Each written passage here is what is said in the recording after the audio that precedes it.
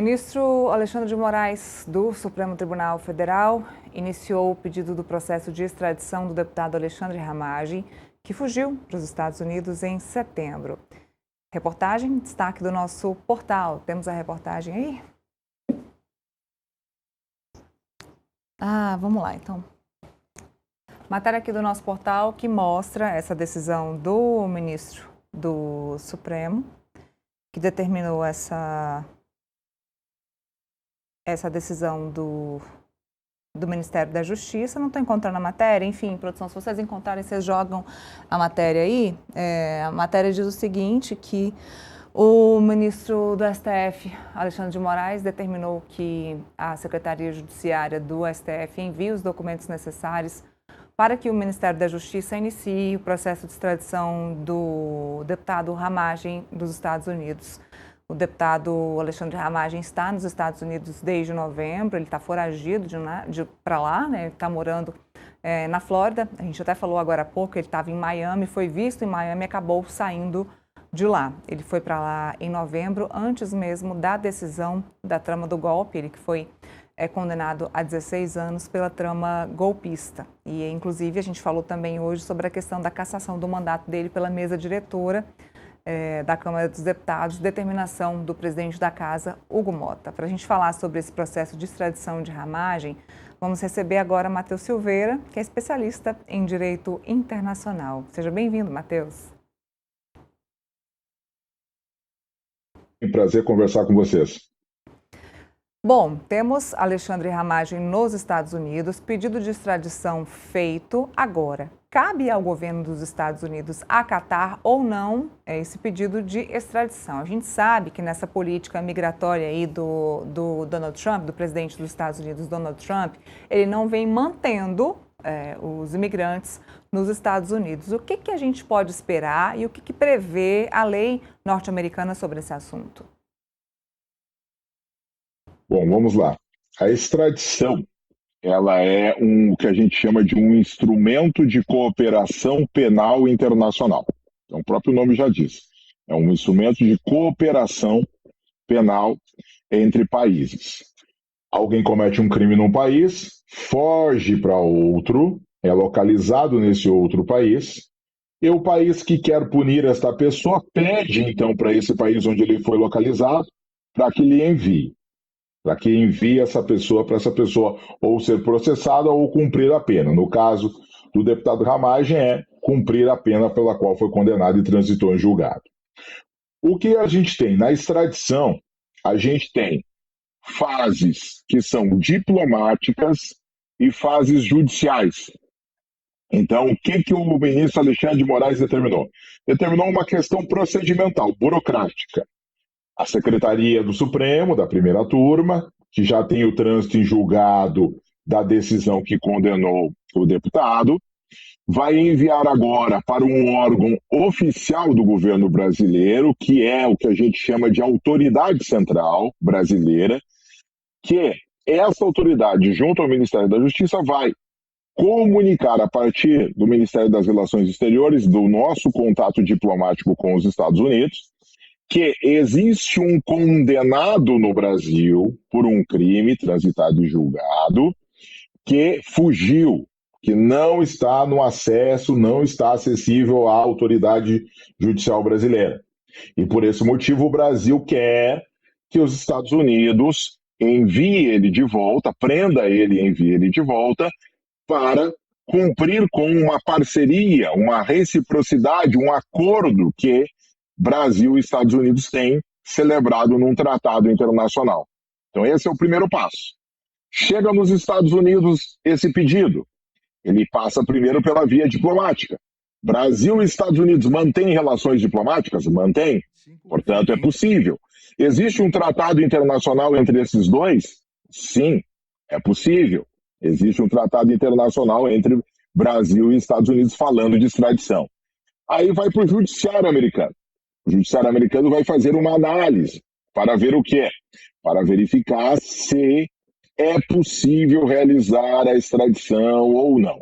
O que é feito nesta análise? Nesta análise, o juiz não vai analisar o processo em si, ele vai analisar se é crime nos Estados Unidos um crime cometido por ele no Brasil e pelo qual ele foi condenado.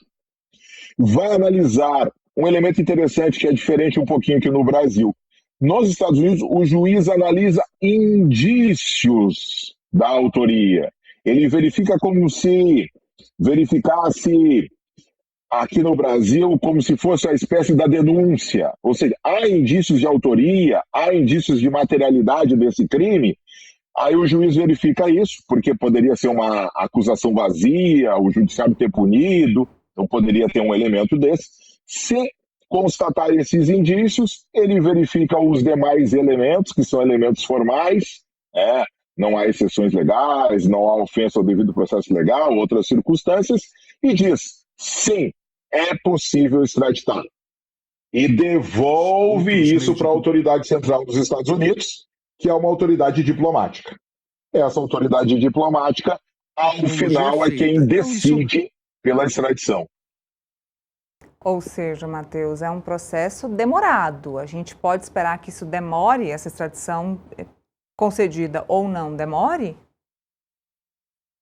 É um processo demorado, assim nós estamos falando que não é algo automático, chega, já vai. Não, vai passar pelo judiciário americano, assim como passaria pelo judiciário brasileiro, no caso aqui o STF, quando, por exemplo, se nós invertêssemos a situação, se fosse os Estados Unidos solicitando para o Brasil enviar alguém que cometeu crime lá nos Estados Unidos e fugiu para o Brasil, a mesma coisa, vem para a via diplomática, passa pelo Supremo para análise da legalidade, o Supremo diz sim, pode extraditar, o Supremo diz não, não pode extraditar, e vai para a via diplomática. Então, realmente, há uma demora, assim, porque nós estamos falando de judiciário, e judiciário, tanto no Brasil quanto nos Estados Unidos, tem os seus tempos, tem os seus trâmites burocráticos, então nós temos, sem dúvida, uma demora, e, vamos dizer assim, para quem é leigo, não vai se resolver neste ano, né? Ali, essa é a circunstância. Deixa eu colocar o Felipe na nossa conversa. Felipe, tem alguma pergunta para o Matheus? Sim, Matheus, primeiro boa tarde. Matheus, você explicou muito bem aí o processo de extradição, né? E pelo que eu entendi, a cognição e a subjetividade da justiça nos Estados Unidos é muito maior do que no Brasil, né? Até porque, além de analisar se há crime nos Estados Unidos como o crime que ele foi condenado no Brasil, ele vê também a questão dos indícios, né, de autoria, né? O que dá mais uma certa subjetividade que não tem no Brasil. A minha questão é a seguinte, né?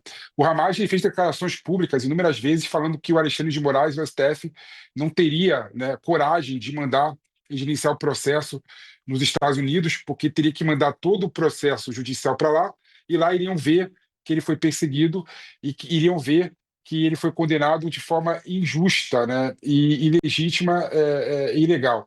A minha pergunta é a seguinte: você vê essa possibilidade na Justiça dos Estados Unidos de definir e decidir que não há indícios de autoria, logo o Ramagem ele não deveria ter sido preso no Brasil? Você vê essa possibilidade, essa margem subjetiva tão grande da Justiça dos Estados Unidos? E a minha dúvida é a seguinte: qual justiça que vai? Vai para Justiça Federal, Justiça... quem que decide? Qual juiz que é sorteado esse caso específico? Perfeito. Começando pela segunda, é um juiz federal. É um juiz federal americano que vai resolver isso. Não é a Suprema Corte, por exemplo, como seria aqui no Brasil.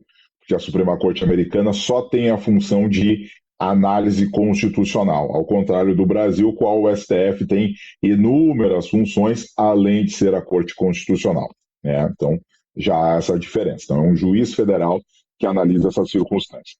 Agora, foi muito bem colocado, Felipe.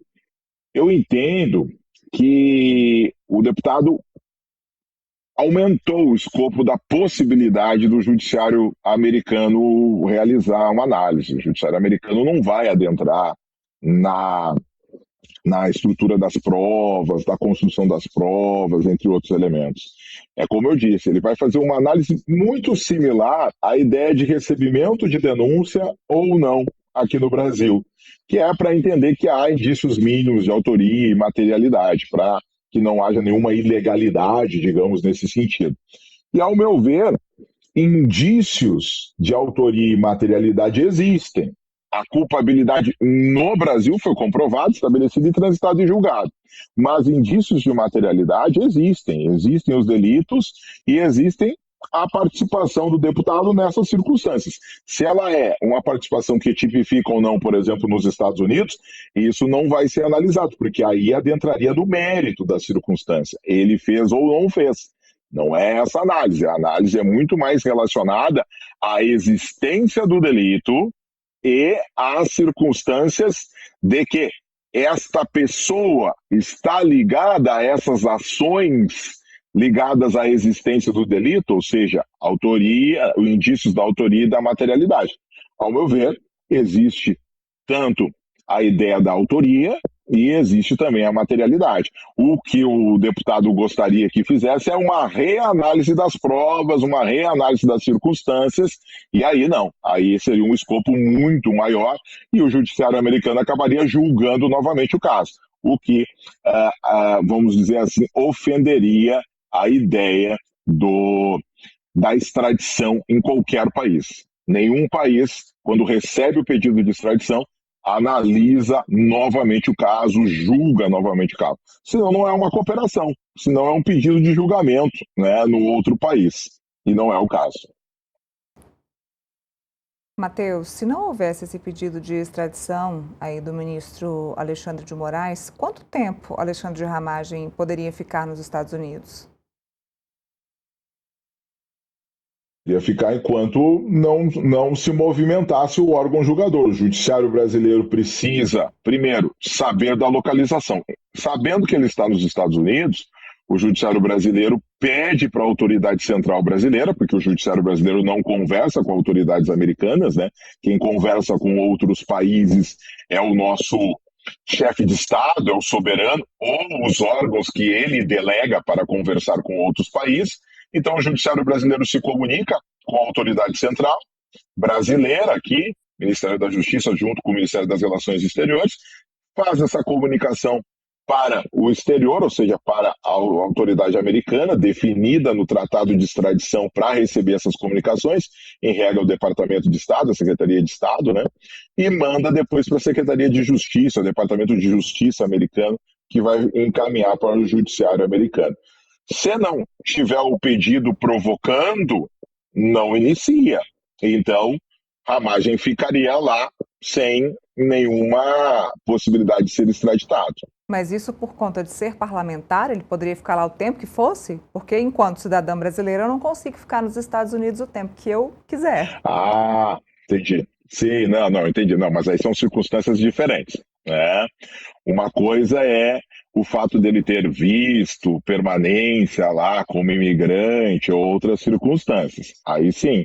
Bom, aí é uma circunstância dentro aí da estrutura migratória americana. Quanto tempo ele pode ficar lá? Tem que ver como ele entrou, né? Como ele entrou, qual é a entrada que ele deu. Aí a gente teria que olhar, ele entrou como turista, então se ele entrou como turista, geralmente é um visto de visitante, que é um período bem né, reduzido. Ele entrou com um parlamentar, utilizou um passaporte de parlamentar, utilizou um elemento diplomático, é um outro elemento, uma outra possibilidade. A própria casa pode caçar esse passaporte, agora com a discussão, né, da cassação, né, ou da suspensão dos direitos políticos que resulta na perda do mandato, também é outro elemento aí. Então nós teríamos que primeiro saber qual foi a entrada dele. Ela foi regular? Ok. Se ela foi regular, de que modo? Entrou como um cidadão comum, utilizou, né, o passaporte, a documentação de parlamentar, diplomática? Essa é a primeira circunstância.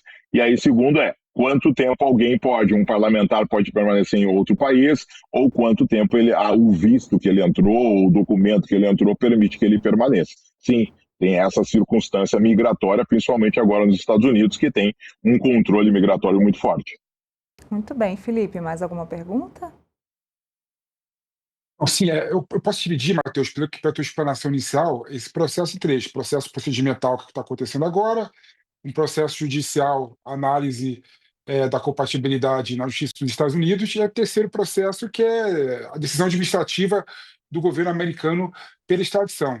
A minha dúvida é o seguinte: o tratado fala alguma coisa se isso é um ato vinculado, ou seja, o Poder Executivo dos Estados Unidos é obrigado, né, a extraditar uma pessoa depois que o judiciário americano certificou e falou que tudo bem, que faz sentido, tem compatibilidade, ou tem uma margem discricionária ali? O Poder Executivo dos Estados Unidos pode ir contra, né, o pedido do governo brasileiro, ir contra a Justiça dos Estados Unidos e não extraditar o Ramagem.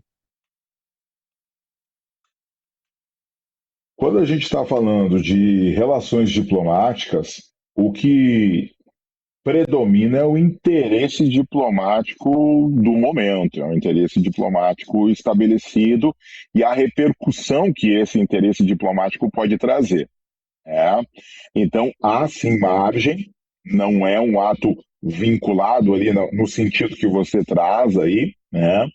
Mas há margem sim, até porque os Estados Unidos têm circunstâncias, vamos dizer assim, da sua legislação, como ele tem menos legislação regulatória nesse sentido de administração pública, de poderes, tendo em vista a própria common law, é a forma da estrutura do direito americano, então não há tanto espaço para esses atos administrativos vinculados como a gente tem aqui pelo princípio da legalidade aqui, que é muito mais estrito. Então há sim uma amplitude maior, uma discricionariedade maior, né, da relação diplomática, porque isso é característico das relações diplomáticas. Isso é característico das relações diplomáticas. Interesses diplomáticos, interesses centrais vão estar aqui. Por exemplo, os americanos não estão numa ótima relação com o Brasil nesse momento, circunstâncias políticas, etc. Mas é interesse americano abrir um precedente de que alguém que comete crime no Brasil não é extraditado por alguma circunstância política ou outra circunstância nesse sentido pelos Estados Unidos, isso abre para que o próprio Brasil, em um futuro, quando nós tivermos uma outra configuração política, ou até esta, possa negar extradições estratégicas para os Estados Unidos, né? Narcotraficantes, entre outras circunstâncias, entre outros elementos.